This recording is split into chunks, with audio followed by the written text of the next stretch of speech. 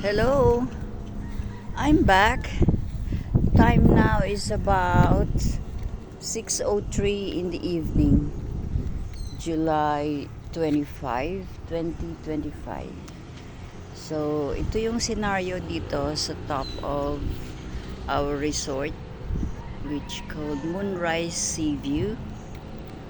So, ito yung itsura niya magdapit hapon.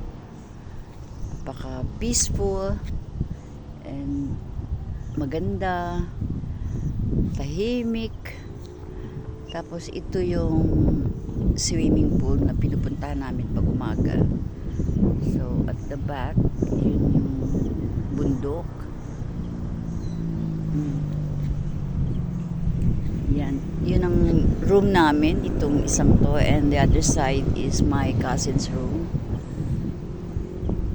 So ang ganda ng panahon, maraming salamat sa Panginoon at binigyan kami ng maayos na panahon dito.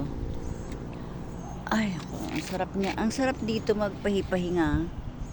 Especially pag ganito na pagod ka. So I think if you have time, if you really have much time, if you want to go to Cebu, visit this place. This is called Alcoy, Cebu. So going that way is Oslog, where you can find the Butanding, the very famous Butanding. So actually hindi ko alam kung magkano ang per day dito kasi my cousin booked it.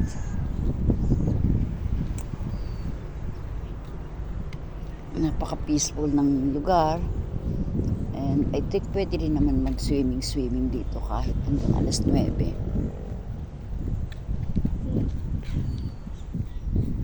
So I asked the guy kung hanggang anong oras pwede mag swimming. Sabi niya hanggang alas 9 lang daw. Yun, medyo stricto, pero hindi, okay na rin yun kasi at least kung alas 9 maganda rin naman yun. Medyo maaga-aga pa. Ganun. Siguro yun yung bahay na may-ari. Ang laking lote nito Napakalaking lote. I don't know how many hectares is this. Pero ang ganda ng pagkakalagay niya. Napaka luxurious ng mga bahay na nilagay niya dito. Kubol-kubol.